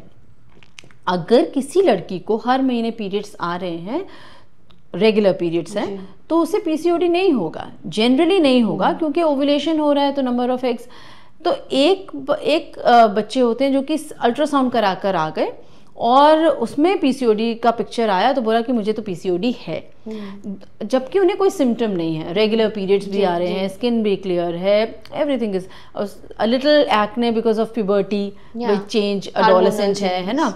लेकिन फुल फ्लेजेड PCOD के लिए हमें क्राइटेरिया है कि आपके मोस्टली पीरियड्स इरेगुलर होंगे, कोई भी एक एंड्रोजेनिक सिम्टम मतलब कि मेल हार्मोन बढ़ गया है, acne, scalp hair thinning, facial hair, ऐसा कुछ होगा, ऐसा कुछ है, और अल्ट्रासाउंड या ब्लड टेस्ट में इंसुलिन रेजिस्टेंस आ रहा है, LH-FSH का रेशियो गड़बड़ हो गया है, DHEAS या फ्री टेस्टोस्टेरोन लेवल बढ़ गया. So there are criterias to diagnose PCOD. Only ultrasound showing PCOD picture is not PCOD. इसीलिए भी ओवर डायग्नोसिस होती जा रही है कि everybody is getting ultrasound and everybody is saying I have PCOD. Everybody has become smart now. हाँ, तो वो नहीं है. फिर जब वो आते हैं बच्चे तो हम ये टेस्ट कराते हैं कि देखिए ये भी ठीक है, ये भी ठीक है, सब ठीक है. ये एज रिलेटेड हो सकता है, स्ट्रेस रिलेटेड हो सकता है, एक्ने भी. तो yes, PCOD is increasing. Again, it is increasing because of lifestyle changes. हम लोग नई एक्सरसाइज कर रहे हैं, हम लोग लेथार्जिक लाइफस्टाइल है, हम लोग जंक फूड ज़्यादा खा रहे हैं, हमारा हाई ग्लाइसेमिक इंडेक्स का फूड है, हम लोग फाइबर नहीं खा रहे हैं. Sleep, I feel that's also a major problem. And too much of stress. Too much of stress, too much of screen because everything is on screen. तो ये सारी चीज़ें PCOD करती हैं. मगर if you ignore PCOD, if your periods are irregular, period आते हैं बहुत लंबे टाइम तक चलते हैं, वेट नहीं लूज हो पा रहा है, और BMI ज़्यादा है आपका, और अगर आप बहुत देर तक इग्नोर करते रहते हैं तो फिर आप PCOS में आ जाते हैं, जो कि लिटिल सैड पार्ट, बिकॉज आप अभी सिर्फ 30 के हैं, 25 के हैं, और आपको डायबिटीज़ हो गया, और आपका BP बढ़ रहा है, हाइपरटेंशन हो गया, your lipid profile is bad, you have osteoporosis, your back एक, and you're not able to conceive, or you do not have regular period, and the weight is really stuck with you. आप कितना भी कोशिश करते हैं और इतना मुश्किल है, आप पूरा थक हार के डॉक्टर के पास आते हैं कि मैं क्या करूं, मैंने डाइट करते करते 1 साल हो गया, एक्सरसाइज करते करते, बिकॉज PCOD बहुत रेजिस्टेंट हो जाता है और वो फिर आपको वेट भी नहीं घटाने देता है. जी.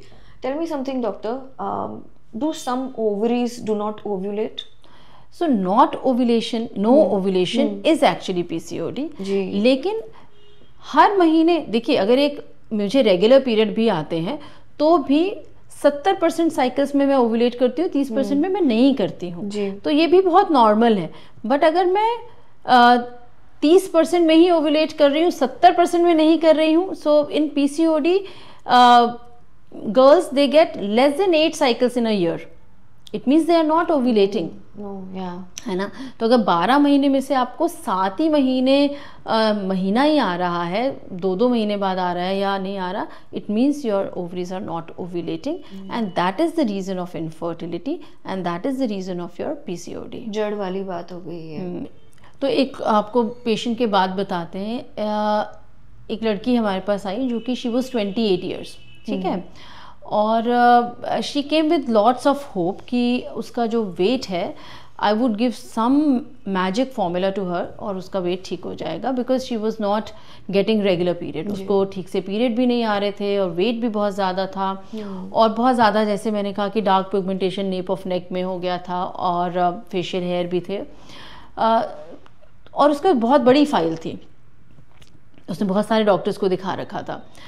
तो मैंने उससे सिर्फ एक ही सवाल पूछा, मैंने उससे कहा कि देखो, आपने बहुत सारे डॉक्टर्स को दिखा रखा है और सब ने बहुत तरीके की दवाएं भी दी हैं आपको, और हर बार लिखा भी हुआ है कि weight reduction to be done, exercise to be done, आपको ऐसा क्या मैं करूं जिससे कि हम लोग एज अ टीम आपकी हेल्प कर पाएँ। You should be another partner in that team and I am one partner. मुझे ये बताइए कि पता तो सब कुछ है आपको, दवाएं भी पता है, एक्सरसाइज करनी है, डाइट करनी है, सब कुछ पता है, but why are we not able to do this? You just tell me, I will be able to help if we are doing together.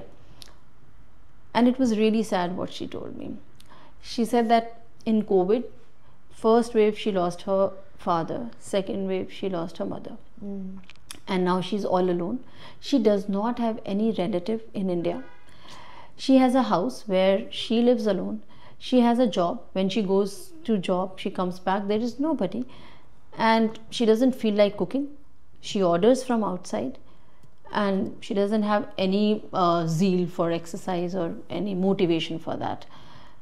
And that's when we pitched in. हमने कहा कि ठीक है, हम लोग, तो मैंने एक पीसीओडी ग्रुप बनाया, फिर मैंने कहा कि हम सब लोग जो पीसीओडी के पेशेंट्स हैं हर रोज़ लिखें कि हम कितनी एक्सरसाइज करते हैं, हमने आज क्या खाना बनाया, कैसे किया। तो sometimes it's difficult, you just can't preach a patient कि देखो जी एक्सरसाइज करो, हेल्दी खाना है। इमोशनल, और आपको बहुत हैरानी होगी कि पीसीओडी वाले पेशेंट इमोशनली बहुत दे आर वेरी ट्रबल्ड, क्योंकि नहीं कर पाते वेट लॉस, नहीं हो पा रहा एक्सरसाइज, नहीं हो पा रहा diet, because there are so many other things around. Sometimes they feel कि क्या जीना छोड़ दें, हमारे सारे साथ के लोग पार्टी जा रहे हैं, हम वो नहीं जा रहे हैं, हम लोग पार्टी नहीं जा पा रहे हैं, हम अल्कोहल नहीं ले पा रहे हैं, हम कुछ भी नहीं कर पा रहे हैं। अब आप मतलब और बहुत टाइम से भी कोशिश कर रहे हैं, तो उनको ये लगता है कि अब हम जीना भी छोड़ दें, तो वो इमोशनल बैगेज बहुत बड़ा है उनके साथ, वो डिप्रेशन में चले जा रहे हैं, और आपको वहाँ से निकालना है। सपोर्ट ग्रुप बनाना है, व्हाट्सएप ग्रुप बनाइए, सपोर्ट ग्रुप बनाइए, उनके साथ मीटिंग्स करिए जब भी उन्हें फ्री है। और ये मोटिवेशन जो एक पीयर मोटिवेशन है वो बहुत हेल्प करता है पीसीओडी पेशेंट्स को, because the stress also triggers everything triggers. हाँ, सो 15 दिन वो डाइट पर आते हैं, अगले 15 दिन वो स्ट्रेस की वजह से फिर दोबारा से बिंज ईटिंग कर लेते हैं। जितना भी हेल्प हुआ, जितना भी उनका फायदा हुआ एक्सरसाइज से, वो वापस से बैक टू जीरो हो जाता है। People should know, audience please take notes of what ma'am is saying, और जो भी प्रॉब्लम्स आप फेस कर रहे हैं, I hope we are you are getting all your answers. हम गट हेल्थ के बारे में बात करते हैं। गट हेल्थ कितना इम्पोर्टेंट है हमारे लिए, वैसे तो सबके लिए गट साफ रखना बहुत ज़रूरी है, बट इन जनरल जब हम पीसीओडी, पीसीओएस या व्हेन वुमेन रिलेटेड इश्यूज की बात करते हैं, हेल्थ इश्यूज की, how much it's important to keep your gut healthy? तो पहले ज़माने में कहा जाता था कि पेट सारी बीमारियों की जड़ है जी, ऐसा कहा जाता था। तो अगेन जो हम खाते हैं हम वो होते हैं, है ना। अगर हम हाई फाइबर डाइट खा रहे हैं, अगर हम घर का खाना खा रहे हैं, और जिसमें कि हम प्रोबायोटिक, जैसे कि पहले हम लोगों की डाइट में बहुत प्रोबायोटिक दही, लस्सी, छाछ, ये सब कुछ होता था। फर्मेंटेड फूड है, चाहे वो इडली हो गया या फर्मेंटेड, जैसे आजकल सर्दी में कांजी बहुत ज़्यादा है, ये सब तो प्रोबायोटिक हमारी डाइट का एक बहुत इंटीग्रल पार्ट होता था। और अभी हम वो थोड़ा दूर जा रहे हैं, या फिर हम ये कहें कि हम लोग आर्टिफिशियल प्रोबायोटिक पर बहुत डिपेंड कर रहे हैं, या फिर खाते ही नहीं है ना, which we get outside, right? है ना। तो हम फर्मेंटेड फूड खाएं, हम दही पर बहुत ज़्यादा करें, दही एक अच्छा प्रोबायोटिक है। हम लोग बहुत बाहर का खाना खाते हैं, मगर और वो सारा बाहर का खाना जो बाहर के बैक्टीरिया ले रहे हैं वो हमारे गट के बैक्टीरिया को मार देता है।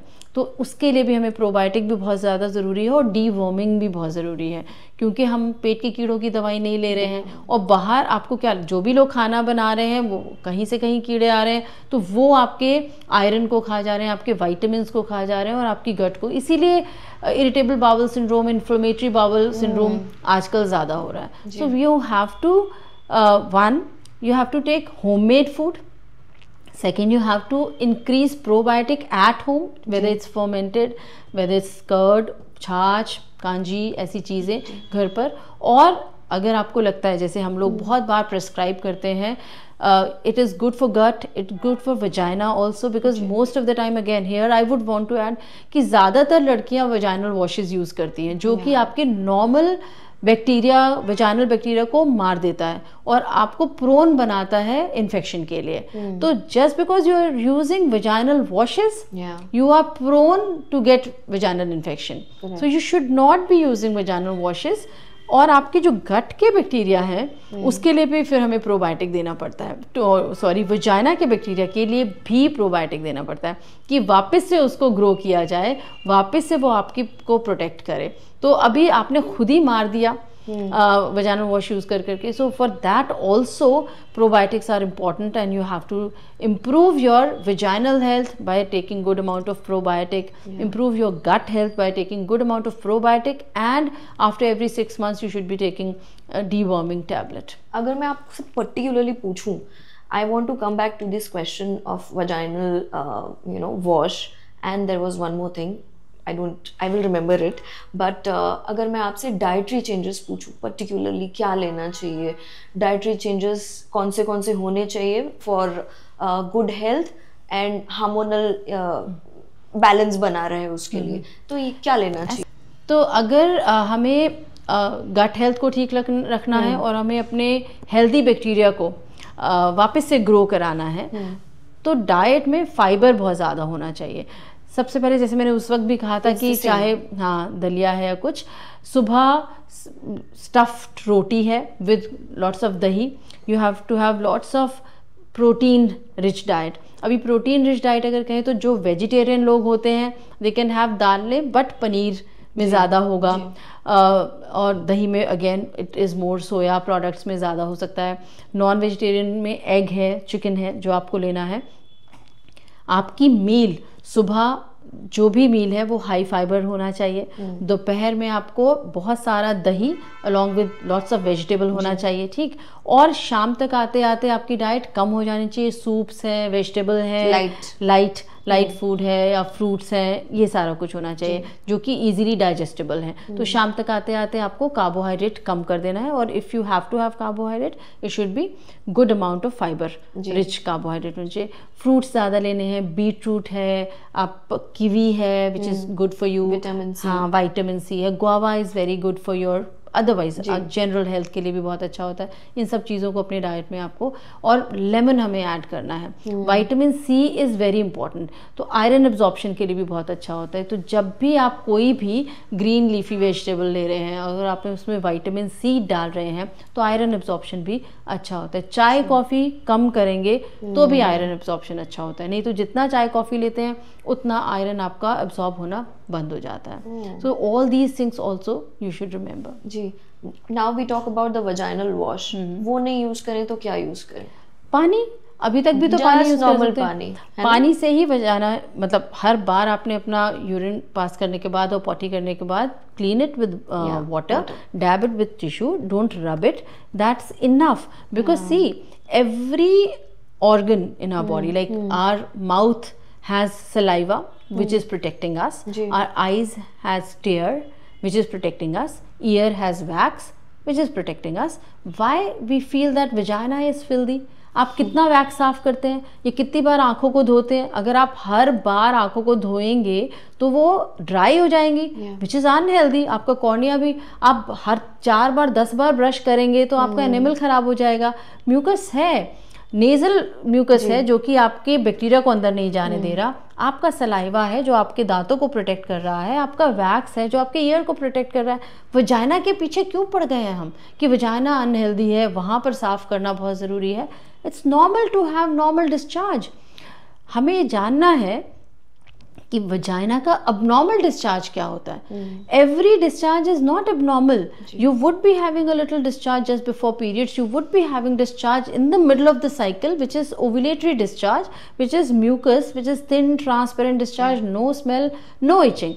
But discharge which is itchy, smelly, which is curdy white, which is fluid, which is like giving you lots of itch and uncomfortable, उस चीज़ को जाके गायनेकोलॉजिस्ट को ट्रीट कराइए। आप हर बार उसको वजाइनल वॉश से क्लीन नहीं करेंगे thinking that every it is for vaginal lubrication. आपको vaginal discharge is very very normal, इसीलिए वजाइनल वॉशेस यूज़ करने की एकदम ज़रूरत नहीं होती है। There are so many intimate washes available in the market now. See, I'll tell you one thing. जब तक आप मार्केट खुद नहीं बनाएंगे किसी चीज़ की कैसे आएगी? तो पहले आपको इंटीमेट वॉश लेके आना है कि आपका वजाइना अच्छा नहीं है, ओके, इसमें से कुछ गलत डिस्चार्ज आ रहा है, तो सबने इंटीमेट वॉश यूज किया, selling it in that way ना कि गंदा है। उसके बाद जब आपने वो वॉश यूज कर लिया, आपका सारा बैक्टीरिया मर गया वजाइना का, now you are prone for infection. फिर वो लेके आएंगे कि देखिए आपका जो है वजाइना का हेल्दी बैक्टीरिया मर गया, अब आप प्रोबायोटिक खाइए, ये लीजिए, इससे आपके वजाइना का हेल्दी बैक्टीरिया बन जाएगा। एक तरफ मार रहे हैं, दूसरी तरफ आपको बचा रहे हैं। वही कंपनी जो मार रही है वही आपको प्रोबायोटिक दे रही है उतनी ही महंगे प्राइस में। जी जी जी। Audience should know not even to use the soap, nothing, only water, है ना जी। I want to talk about menopause. So if you can explain me and the audience what is menopause, perimenopause, postmenopausal bleeding, ये सब क्या होता है? क्योंकि ना एक डर बिठा के रख दिया है, मेनोपॉज आते आते ऐसे हो जाएगा, बॉडी में चेंजेस होंगे, मूड स्विंग्स होगा, फ्लो बहुत होगा। So what do you want to say about it? Okay, so perimenopause is a time which is around 5 to 7 years before you attain menopause. ठीक है, मेनोपॉज क्या होता है? अगर 1 साल तक आपको पीरियड्स नहीं आए तो उसको मेनोपॉज कह दिया, ठीक है। लेकिन उससे 5 साल पहले तक आपके पीरियड इरेगुलर होना शुरू हो जाते हैं और आपको बहुत सारे वो चेंजेस होते हैं जो आप बता रहे हैं, जैसे अभी मैं बताती हूँ। तो जब मुझे पेरीमेनोपॉज का टाइम आया तो पहली बात ये होती है कि आप यू आर इन डिनाइल कि नहीं मुझे नहीं हो सकता, ठीक है। आपके पीरियड थोड़े इरेगुलर होना शुरू हो गए, लेट आने शुरू हो गए, या कई बार तो 2 तरीके से होता है। शुरू में आपकी साइकिल जल्दी हो जाती है। अगर आप मेरी 28 दिन की साइकिल आ रही थी तो वो 25 दिन की आने लग गई, फिर 21 दिन की आने लग गई। तो किसी को अगर 35 दिन की साइकिल आ रही होती है पहले और वो 28 दिन की हो जाती है तो वो खुश हो जाते हैं कि अरे मेरी साइकिल तो ज़िंदगी में 28 दिन की नहीं आई अभी, but it is shortened, okay. तो पहले शॉर्ट साइकिल हुई, उसके बाद थोड़े दिनों बाद लॉन्ग होना शुरू हो जाती है। तो मेरा भी ऐसे ही हुआ कि 25 दिन की आई, उसके बाद फिर 40 दिन पे शुरू हो गई। तो समझ में तो आ रहा था। और जो और सिम्टम्स होते हैं जो कि बहुत अनोइंग होते हैं, क्योंकि see I am a surgeon, I am a doctor, आप I can't afford while doing surgery कि मेरा मेंटल क्लाउडीनेस हो रहा है, I am not able to think right, और मुझे एकदम हॉट फ्लश का एक स्वेट का जी एपिसोड हुआ और इमीडिएटली मुझे लगा कि ओटी में 18 डिग्री टेम्परेचर है, फिर भी मुझे एकदम क्यों गर्मी लग रही है। एंड बहुत ही जोक के तरीके से मैं सबसे पूछती थी कि मुझे ही गर्मी लग रही है ओटी में या सबको लग रही है। So because if I am menopausal I had this episode of, और ये सडन हॉट फ्लैशेस रात को, आधी रात को एकदम 2-3 बजे के करीब, you feel so sweaty and uncomfortable, आप उठ जाते हैं। तो ये सारे सिम्टम्स शुरू होना शुरू हो गए एंड धीरे धीरे यू स्टार्ट फीलिंग लेथार्जिक। हाँ, आपको मन नहीं कर रहा काम करने का, इंटरेस्ट नहीं हो रहा काम करने, बिल्कुल आपका काम करने का ही मन नहीं कर रहा, आपका मन कर रहा है कि यार लाइफ बस ख़त्म हो गई अब, ऐसा। तो ये सब जब सिम्टम्स शुरू हुए तो समझ में आया कि अच्छा ये पेरीमेनोपॉजल सिम्टम्स हैं जो कि now I am also hitting. And to all those girls who are facing these kind of symptoms, whether it's a mental cloudiness, which is forgetfulness, unnecessary low mood, unnecessary not feeling healthy to start your day, so रात भर proper सोने के बाद भी ठीक नहीं लग रहा है, इरिटेबिलिटी है, ये सारे सिम्टम्स, या फिर पीरियड्स जो हैं कई बार हैवी हो रहे हैं, कई बार आपको पता ही नहीं है, मतलब यू कैन नॉट एंटिसिपेट कि कब आने वाले, आपको कहीं जाना है और इरेगुलर हो रहे हैं आपके पीरियड्स, ये सारे सिम्टम्स जो है पेरीमेनोपॉज के होते हैं। और इसी वक्त जैसे ही आपको एक भी सिम्टम शुरू हुआ, you have to pull your socks up and you have to regain your strength and your life back, because अभी तो आप के बच्चे बड़े हुए हैं, समटाइम्स मतलब कई बार होता है वो कॉलेज के लिए गए हैं और अब आप एक ऐसी पोजीशन पर हैं अपनी जॉब में जहाँ की आप प्रमोशन एक्सपेक्ट कर रहे हैं, या एक्चुअली आप कुछ बहुत हाई पोस्ट पर हैं, यू कैन नॉट मतलब आप इस वक्त अपनी सिचुएशन को इस तरीके से नहीं होना चाहते कि you can not lose yourself this time.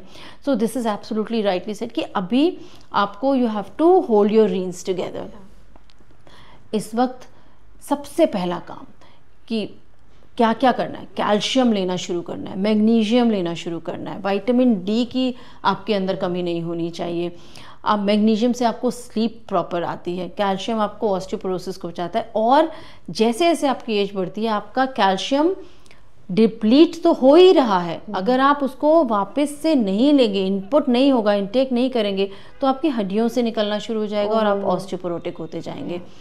आपको स्ट्रेंथ ट्रेनिंग शुरू करनी है, क्योंकि अब आपका मेटाबॉलिज्म स्लो हो रहा है, आप कुछ भी कम भी खाते हैं तो ब्लोटेड फील करते हैं, आपकी टमी यहाँ से बाहर आना शुरू हो गई है, तो वो वापस से कैसे मेटाबॉलिज्म को इम्प्रूव करेंगे? उसको इम्प्रूव करने के लिए आपकी मसल्स स्ट्रॉन्ग होनी चाहिए, आपको ऑस्टियोपोरोसिस से बचने के लिए आपको स्ट्रेंथ ट्रेनिंग करनी है आपके मेटाबॉलिज्म को, तो strength training is very very important, it's a game changer.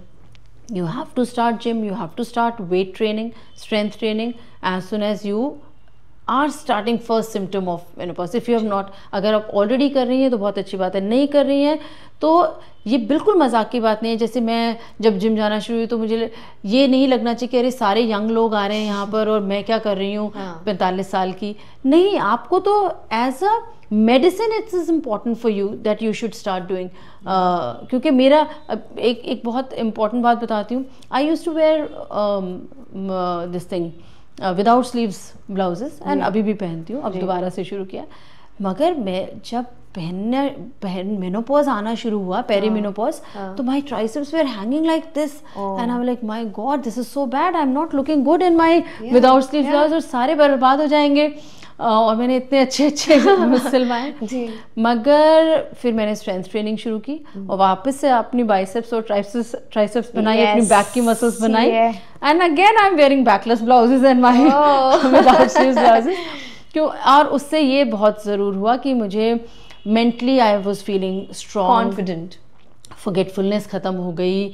I wrote my book around my perimenopause.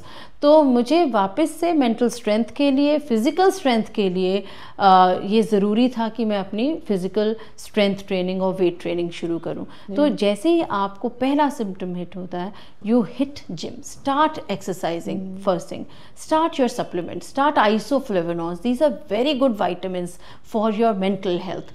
तो आपने इवनिंग प्रिमरोज ऑयल, अगेन आपको ब्रेस्ट सोरनेस शुरू हो जाती है जब आप पेरीमेनोपॉज में होते हो, तो इवनिंग प्रिमरोज ऑयल शुरू करिए, विटामिन ई के सप्लीमेंट्स लीजिए, और इवनिंग आइसोफ्लेवोनॉल्स लेना शुरू करिए। सेसमे सीड्स हैं, pumpkin seeds, chia seeds, all these seeds are having antioxidants, start all those seeds. Soya, जो लोग वेजिटेरियन हैं वो सोयाबीन लें या लोबिया लें, तो ये सारी चीज़ें अपने डाइट में इंक्लूड करिए। और अगर आपने ये सारा शुरू करिए, and if you again you should be mentally busy, you should not B free, है ना? आपको अपने यू शुड हैव दैट कि मैं एक इंडिविजुअल हूँ, other than mom, other than wife, I should have my own work, my own some identity, जिससे कि मैं रिलेट कर पाती हूँ। मेनोपॉज में आपकी मेंटल हेल्थ के लिए ये बहुत ज़्यादा ज़रूरी है, बहुत ज़रूरी है ना। कैसे हो जाता है और औरतें इस टाइम पर एक तो आपने सही कहा कि डिनायल में होती है, दे डोंट एक्सेप्ट इट, बच्चे बड़े हो जाते हैं, nobody is asking and then you are all alone. आप अपने ही अंदर इतनी सारी चीजें रखते हो, दबाते हो, सोचते हो, दिमाग चलता रहता है and then you are in stress. तो ये बहुत इम्पॉर्टेंट है, as you said strength training is game changer और करना ही चाहिए, right? What about the post menopause bleeding? हाँ, तो जैसे अभी जैसे आपका पेरीमेनोपॉज हुआ, आप ऑलरेडी अब आपको पता है कि आपने ये विटामिन्स लेने हैं और 1 साल तक आपको पीरियड नहीं आए मान लीजिए, तो आपको हम लोग कहते हैं कि now you R post menopausal, ठीक है। पेरीमेनोपॉजल पीरियड में भी काफ़ी लोगों को ब्लीडिंग की irregularity, heavy bleeding, thick endometrium lining हो जाना, ये सब कुछ होता है, और कई बार पॉलिप वगैरह बन जाना। तो उस वक्त भी हम देखते हैं कि अगर आपके इरेगुलर या हैवी ब्लीडिंग है और अल्ट्रासाउंड में आया कि थिकन एंडोमेट्रियम है, तो हम उसका को निकाल के बायोप्सी करके आपको ट्रीटमेंट देते हैं कि एटलीस्ट आप ये थिकन एंडोमेट्रियम आगे कैंसर नहीं बनना चाहिए, ठीक है।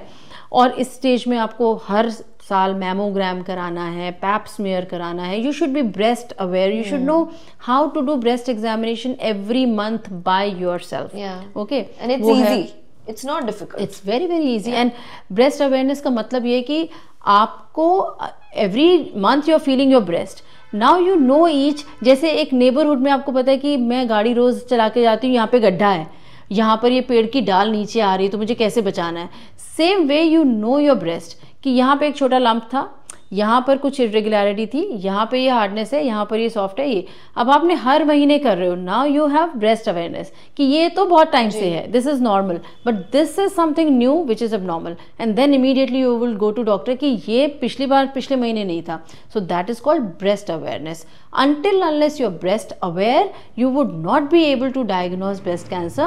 आप breast aware होते, और हमने इतनी बार देखा है पेशेंट ही खुद सबसे पहले डायग्नोस करता है कि मेरे साथ कुछ एबनॉर्मेलिटी है, क्योंकि जब तक डॉक्टर डायग्नोस करता है तब तक एक्चुअली मतलब आप हर साल आएंगे डॉक्टर के पास, बट तब तक एक्चुअली देर हो चुकी होती है।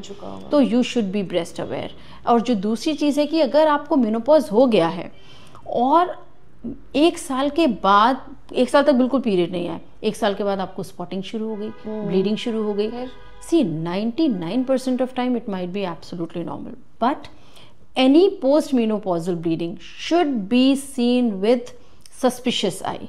अल्ट्रासाउंड तो करना ही करना है। अल्ट्रासाउंड किया, उसमें एंडोमेट्रियल थिकनेस आई एक्सपेक्टेड थी 5 millimetre, I 10 millimetre, 12 millimetre, which is high.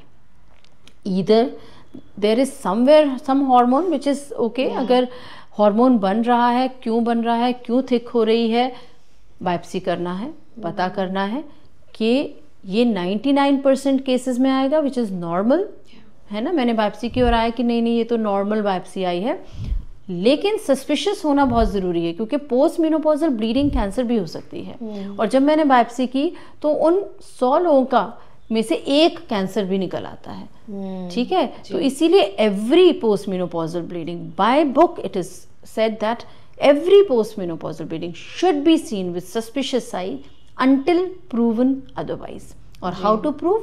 Taking biopsy is the only method to prove that it is normal and your, और अल्ट्रासाउंड इमीडिएटली कराना है, क्योंकि एंडोमेट्रियल थिकनेस अगर 5 मिलीमीटर से कम है, we don't want to take biopsy, we know that it is all normal. जी जी जी।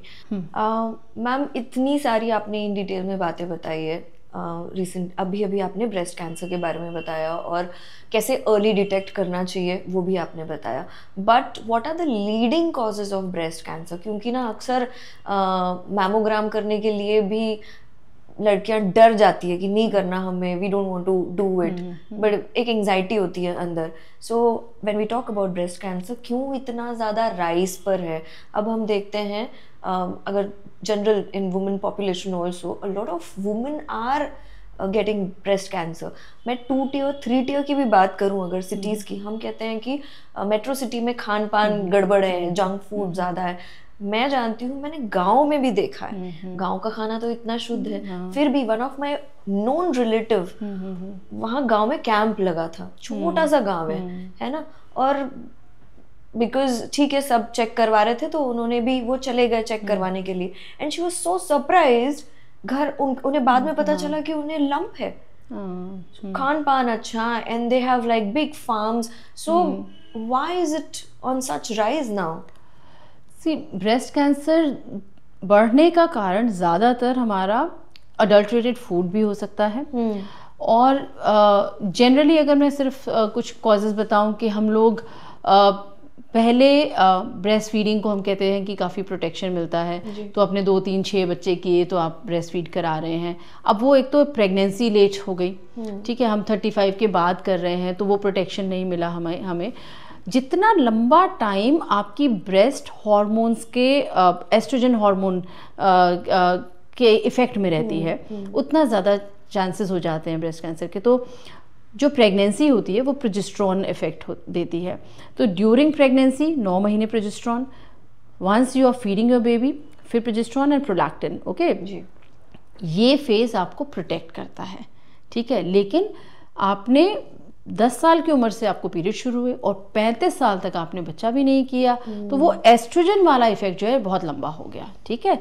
एक वो हो गया, एक स्मोकिंग हो गया, एक अगेन जंक फूड भी हो गया, और अनहेल्दी और अडल्ट्रेटेड फूड हो गया, ये सब कुछ है। इन्फेक्शन बहुत बढ़ रहे हैं, बहुत सारे और कारण भी हैं इसके, मगर ज़्यादातर यही है कि एज हमारी जो प्रेगनेंसी नहीं हो पा रही और इन बिटवीन हमें एक प्रोजेस्टेरॉन का पॉज नहीं मिल रहा ब्रेस्ट को, वो एक कारण, बहुत इंपॉर्टेंट कारण है। और इसीलिए हम as soon as like breast develop हुआ, बच्चे को 15 साल की है, हम तभी से कहना शुरू कर देते हैं कि ब्रेस्ट अवेयर हो जाइए अर्ली। इतनी जल्दी भी ब्रेस्ट कैंसर हो रहा है, जेनेटिक बढ़ रहे हैं जेनेटिकली, तो आप ब्रेस्ट कैसे एग्जामिन करना है आपको, self breast examination after every period, 5th or 6th day of your period, you should be doing breast self examination, not with tip of finger, with flat of hand. You have to examine your breast in toto, in full this thing, and see if there is anything abnormal. And lump है, नहीं है, गठान है, वो आपको check करना है। पहले आप अपने डॉक्टर से समझ लीजिए जाकर कि कैसे करना है। अभी मैं तो हर एक पेशेंट को सिखाती हूँ कि ब्रेस्ट अवेयर होना है, जो भी कोई किसी भी कारण से है। Do you know how to do breast examination? No, let's learn how to do breast examination. हर महीने मेनोपॉजल हो गए हैं तो हर महीने की फिक्स डेट पर कर लीजिए, 1 तारीख को कर लीजिए। रिप्रोडक्टिव एज ग्रुप में है तो पीरियड्स के 5th डे पर करना है, जब आपकी ब्रेस्ट का वाटर लॉगिंग कम हो जाता है। Every month you have to do, okay. 40 साल से कम है तो every year breast ultrasound is important. 40 साल से ज़्यादा है तो मैमोग्राम करना है। मैमोग्राम हर साल करने की ज़रूरत नहीं होती, 2 कॉन्जिक्यूटिव मैमोग्राम नॉर्मल है, आप हर 3 साल पर करिए, 5 साल पर करिए। Until unless you have a family history of breast cancer तो शायद मैमोग्राम करना पड़ेगा आपको टाइम से, मगर ये एक प्रिवेंटिव प्रोग्राम है। Breast awareness, breast self examination, breast ultrasound if you are less than 40, if you are more than 40 mammogram, ठीक है। अगर आप लेस देन 40 हैं और कुछ सस्पिशन आया है तो मैमोग्राम नहीं करना है, क्योंकि मैमोग्राम में इतनी डेंस ब्रेस्ट पे कुछ दिखेगा नहीं। अगर कुछ सस्पिशन आया है और आप 40 साल से कम हैं तो MRI ब्रेस्ट करेंगे, ठीक है। तो ये एक ब्रेस्ट कैंसर को कैसे प्रिवेंशन करना है, कैसे अर्ली डिटेक्ट करना है। ब्रेस्ट कैंसर बहुत इजीली ट्रीटेबल कैंसर है, डिटेक्शन अर्ली होना बहुत ज़रूरी है, ठीक है। सेकेंड कैंसर इज सर्वाइकल या बच्चेदानी के मुंह का कैंसर है, जिसके लिए हम लोगों ने we try to educate each and every parent, mother and pregnant females once they deliver कि human papilloma virus is the main causative virus for cancer of mouth of the uterus which is called cervix. उसके against हमारे पास vaccination है। वो vaccination human papilloma virus के against है, जो कि गर्ल्स में cervical cancer, vulval cancer, vaginal cancer, oral cancer, vaginal warts सब कुछ कर सकता है। उससे बचने के लिए आप ह्यूमन पेपिलोमा वायरस के अगेंस्ट वैक्सीनेशन दीजिए। बॉयज़ में भी वो वॉर्ट कर सकता है, वो पेनाइल कैंसर कर सकता है, वो ओरल कैंसर कर सकता है। तो 15 साल से छोटे बच्चे को 2 वैक्सीन लगने हैं, 1 और 6 महीने बाद दूसरा, चाहे वो लड़का है या लड़की है, अगेंस्ट ह्यूमन पेपिलोमा वायरस। 15 साल से बड़े हो गए, 27 साल से छोटे हैं तो 3 वैक्सीन लगने हैं, 1 2 महीने बाद दूसरा और पहले के 6 महीने बाद तीसरा। So it is going to protect you from genital cancers, और बॉयज़ को भी लगना ज़रूरी है ना। 27 साल से पहले आपने 15 से 27 साल के बीच में आपने 3 लगाए, 15 साल से पहले 10 से 15 साल के बीच में 2 लगाए, और 45 साल तक लड़कियों को लगा सकते हैं this vaccination. But again important thing is as soon as you are sexually active, आपको pap smear, a simple test, इतने एजुकेटेड बच्चे आते हैं, इतनी एजुकेटेड लड़कियां आती हैं, मगर पैप स्मीयर के बारे में बताए तो किसी को नहीं पता। Simple test, not painful at all, it has to be done when you are not bleeding, when you are not having your periods. Simple सा टेस्ट है और वो हमें बताता है कि आपकी सर्विक्स की हेल्थ कैसी है, कोई इन्फेक्शन तो नहीं है, कोई चेंजेस तो नहीं है, early changes of cervical cancer तो नहीं है। Every year you have to get as soon as you are sexually active. Cervical screening जरूरी है। Pap smear is absolutely mandatory, everybody should get it. जी, बिकॉज पता चलेगा कि कैंसर है नहीं है, कितना हेल्दी है, right. And the role of vaccines, अगर मैं आपसे पूछूं what is the role of vaccine like HPV in preventing it? HPV तो मैं बता रही हूँ, human papilloma virus. HPV virus के अगेंस्ट जो वैक्सीनेशन मैंने अभी आपको बताया, 15 साल से छोटे बच्चों को लड़का लड़की दोनों, और 15 साल से 27 साल के बच्चों को लड़का लड़की दोनों को ह्यूमन पेपिलोमा वायरस या HPV के against vaccination is should be compulsory. Government भी लेकर आएगी, which would be cheaper once it is Indian brand would come. Expensive? अभी expensive है। HPV4 somewhere around 3 to 4,000 single dose है, और HPV9 जो 9 वायरसेस को कवर करता है वो 10,000 के करीब है सिंगल वैक्सीन। बट मुझे लगता है कि पीछे अनाउंस भी हुआ था कि इंडियन गवर्नमेंट लेकर आ रही है, तब शायद 300-400 की एक सिंगल डोज होगी। वेरी चीप देन, तो फिर तो सभी ने लेना चाहिए। तब तो फिर वो इंडिया में अगर वो आ गई तो फिर हमारे वैक्सीनेशन शेड्यूल में इनकॉर्पोरेट हो जाएगी। Tell me doctor, there is a connection between breast feeding and breast cancer, like breast feeding रोकता है ब्रेस्ट कैंसर को? 2 तरीके से। एक तो जब हम ब्रेस्ट फीडिंग करा रहे होते हैं तो हमारे हार्मोन्स, एस्ट्रोजन कम है, प्रोलैक्टिन बहुत ज़्यादा है, तो वो एक प्रोटेक्शन होता है, और फिर वो काफ़ी फैट निकल जाता है, तो उससे भी जितना लंबा हम ब्रेस्ट फीडिंग कराते हैं, chances of breast cancer is said to lower down, हाँ कम हो जाता है। बच्चे के लिए भी हेल्दी होता है? बच्चे के लिए तो बहुत हेल्दी है, एंटीबॉडीज, इम्यूनोग्लोबुलिन्स, एलर्जीज नहीं होती हैं, मेंटल डेवलपमेंट अच्छा होता है, बॉन्डिंग अच्छी होती है। इनफैक्ट जो बच्चे ब्रेस्ट फीडिंग करते हैं फॉर एटलीस्ट 6 months और मोर, उनको अगर लड़कियां हैं तो बाद में PCOD नहीं होता है, और कार्डियक बॉयज़ या दोनों ही बच्चों को high blood pressure, lipid dyslipidaemia या लिपिड एब्नॉर्मैलिटी और डायबिटीज़, ये सारे ही चांसेस एडल्टहुड में कम हो जाते हैं if you have given breast feeding to your child. And और एलर्जिक रिएक्शंस कम हो जाती हैं, whether it's skin allergy, urticaria, gut related allergies, सारी एलर्जीज कम हो जाती हैं। जी, absolutely. I've heard this term ना, erectile dysfunction, men के context में हमने सुना है। Is that a woman's problem too? Okay, so erectile dysfunction is like when we are not able to perform sex in men. But females में कुछ ऐसा erectile जैसा नहीं होता है। They are passive partners, so in them you can say that orgasm नहीं आया है ना, so that is a pleasure for female, and if they do not get orgasm, it does not make them infertile. Okay, it's just that they don't get pleasure, that's one thing, and that's it. If whether they get orgasm or not, it does not actually cause infertility, और वो उनको fertility को affect नहीं करता कि भाई मैं शायद बच्चा नहीं हो पाएगा because I do not get orgasm. For a longer period of time, women don't even knew what is orgasm. Right now, अब जैसे जैसे educate हो रहे हैं, they are getting it to know.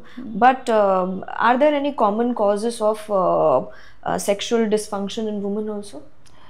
So sexual dysfunction में अगर हम ये बोलें, एक हो सकता है वेजिनिस्मस, जिसमें कि आपको पेनफुल इंटरकोर्स होगा, और वेजिनिस्मस या पेनफुल इंटरकोर्स के 2 कारण हो सकते हैं। एक तो vaginismus which is a psychological thing, like I am afraid if anybody touches the inner part of my thigh or vulva, you contract, you try to squeeze your thighs, जी. जो एक psychological problem है. It can be childhood trauma, it can be something else which is causing this vaginismus. Another thing is tight hymen, जिसमें कि आपको painful intercourse है, but you are ready to cooperate and still not able to, because hymen का जो ring है या वजाना का जो ओपनिंग है वो बहुत टाइट है. और उसका एक बहुत सिंपल सा सर्जरी होता है कि हाइमन को काट दो. It's like a rubber band, and if you just cut it and suture it like this, तो वो खुल जाता है टाइट रबर बैंड, एंड वजाना की ओपनिंग थोड़ा सा. हाँ, सो this is one of the thing. Another thing is loss of libido, which mostly when somebody is breastfeeding or somebody is perimenopausal, and this is hormonal. Okay, when you're breastfeeding you have lots of prolactin, oxytocin, your breasts are hypersensitive because you're feeding your child. तो आप इतना पिला रहे हो तो आपको you become a mother. And you just lose interest in anything else, है ना, क्योंकि वो है हार्मोन भी कम हो गए, and you just a mother, and you just don't feel कि आपकी ब्रेस्ट को कोई और टच करे तो आपको ठीक नहीं लगती ये बात कि ये तो ब्रेस्ट फीडिंग के लिए है, ये तो नर्चरिंग वाले मोड में होती हैं आप. और फिर एस्ट्रोजन हार्मोन भी बहुत कम हो जाता है तो वजाना भी ड्राई हो जाती है, लिबिडो भी ख़त्म हो जाता है. That is one phase where I would say that's कि आपका मतलब whatever you were asking कि क्यों हमारा फीमेल्स में, तो ये एक फेज़ है जिसमें कि आप पोस्ट डिलीवरी आपके एस्ट्रोजन हार्मोन कम है और you are breast feeding, and that is why you do not have any interest and vagina is dry and that's why it's painful. और कई बार एपिजियोटमी का कट है और उसमें भी आप जब भी when ever you start even after 2 or 3 months, शुरू में वो जो एपिजियोटमी या नीचे जो कट आता है नॉर्मल वजानल डिलीवरी में, वो शुरुआत करने में वापस से दर्द होता है. और दूसरा एक फेज़ होता है पेरीमेनोपॉज या मेनोपॉज, जहाँ पे फिर से एस्ट्रोजन आपका कम होता है, and again you are going through so much oestrogen withdrawal. जैसे पेरीमेनोपॉज हमने बोला, उसमें ज़्यादा तकलीफ होती है. मेनोपॉज होने में बहुत सारी चीज़ें सेटल हो जाती हैं. आप हर बार हॉट फ्लशेस नहीं हो रहे हैं आपको. आप अपनी दादी को देखें, नानी को देखें, तो they are settled in their life, है ना, क्योंकि जो एस्ट्रोजन हमारे पूरे रिप्रोडक्टिव एज में हमें प्रोटेक्शन दे रहा था, cardiac protection, mental protection, bones को प्रोटेक्शन, और हमें एक यूथफुल स्किन और हेयर और ये सब कुछ दे रहा था, वो सडनली कम होने लगता है तो हम we are addicted to it, है ना. हमें उस एस्ट्रोजन का एडिक्शन है. कोई भी एडिक्शन आप हटा के देखें, स्मोकिंग का एडिक्शन, अल्कोहल का एडिक्शन, ड्रग्स का एडिक्शन, तो आपकी बॉडी रिवोल्ट करती है. दे वॉन्ट दैट बैक, और that is perimenopause. When you are estrogen is going down और आपकी बॉडी रिवोल्ट कर रही है, तो उसको हॉट फ्लशेस हो रहे हैं, तो आपको इरिटेबिलिटी हो रही है, you have crying spells, you are not able to sleep, you are feeling lethargic and all those things, and that's when you are feeling all these things are there, और आप वजाना भी ड्राई हो रही है, and that's when you do not feel like having sex because so much is going on. आप एक addiction phase से निकल रहे हो जहाँ पे आपको एस्ट्रोजन नहीं मिल रहा है. And once you are over that phase, that transition period is over, you are settled in your menopause, you definitely would be having low estrogen और वजानल ड्राइनेस और पेनफुल इंटरकोर्स, बट तब तक वो सारी चीज़ें ख़त्म हो चुकी होती हैं, and a little estrogen cream और estrogen patch would help you. Doctor, हमने जैसे इरेगुलर पीरियड्स के बारे में बात की है, तो इरेगुलर पीरियड्स की वजह से बीमारियां भी होती है, गायनी रिलेटेड डिजीजेस जैसे आप बता रही थी, फाइब्रॉइड्स है या सिस्ट की प्रॉब्लम है, तो ये क्या होती है और इसे ठीक कैसे किया जा सकता है? तो जब हम इरेगुलर पीरियड की बात कर रहे थे, तो जैसे कि क्यों हो रहा है इरेगुलर पीरियड, जब आप गायनेकोलॉजिस्ट के पास गए और आपने कहा कि आपको इरेगुलर पीरियड हो रहे हैं, तो पहला चीज़ हिस्ट्री के बाद वो आपका एक अल्ट्रासाउंड बोलते हैं, और मान लीजिए उस अल्ट्रासाउंड में फाइब्रॉइड आ गया. फाइब्रॉइड एक गांठ होती है जो कि यूट्रस के अंदर है, ठीक है, और अगर वो यूट्रस की कैविटी के अंदर है तो छोटा फाइब्रॉइड भी आपको तकलीफ दे सकता है, वो इरेगुलर हैवी पेनफुल ब्लीडिंग दे सकता है. मगर अगर वही फाइब्रॉइड कैविटी के बाहर है तो वो कारण नहीं हो सकता है. लेकिन अगर बहुत बड़ा फाइब्रॉइड बाहर है तो वो आपके ब्लैडर को प्रेस करके आपको बार बार यूरिन आ रहा है, खांसते हंसते वक्त यूरिन आ रहा है, you are not able to control your urine, या कॉन्स्टिपेशन हो रहा है, वो आपके फाइब्रॉइड बड़ा सा आपके पॉटी के रास्ते पे बैठ गया है, तो ये सारे सिम्टम भी कर सकता है. अभी ट्रीट कैसे करना है?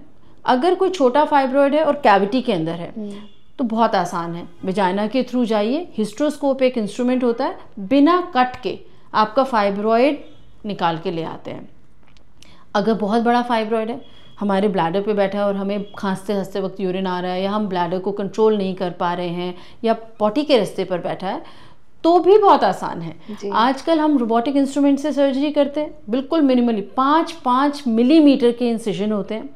हम अंदर जाते हैं, कैमरा बहुत ज़्यादा 10 गुना बड़ी इमेज दिखाता है, और हम उसको बहुत नीटली फाइब्रॉइड को आपकी यूट्रस की कैविटी से अलग करते हैं, यूट्रस की को फिर से सिल देते हैं, और बहुत स्ट्रांगली सिलते हैं कि आप उसके बाद नॉर्मल डिलीवरी भी हो सकती है। तो normal pregnancy, normal delivery, even if हमने अच्छे से मतलब स्टिच किया, तो फाइब्रॉइड फिर हम पीस मील करके उसका एक रिबन बना के उसी 5 मिलीमीटर के होल से बाहर निकाल के ले आते हैं। तो it's minimally invasive. So if I do surgery eight 8 o'clock से इन द मॉर्निंग, शाम को 5-6 बजे आपको उठा के खाना वाना खिला के यूरिन पास करके डिस्चार्ज कर देते हैं।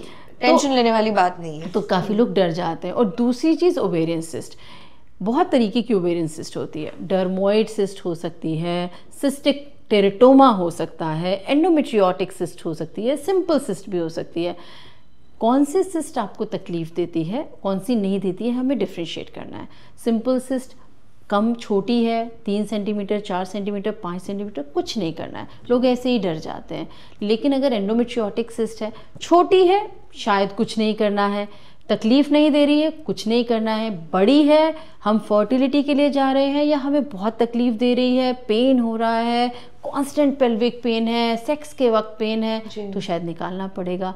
डर्मोइड सिस्ट है जिसमें दांत, बाल, हेयर, स्किन सब कुछ बना हुआ होता है, वो सिस्ट है तो उसको छोड़ नहीं सकते हैं, वो निकालना है।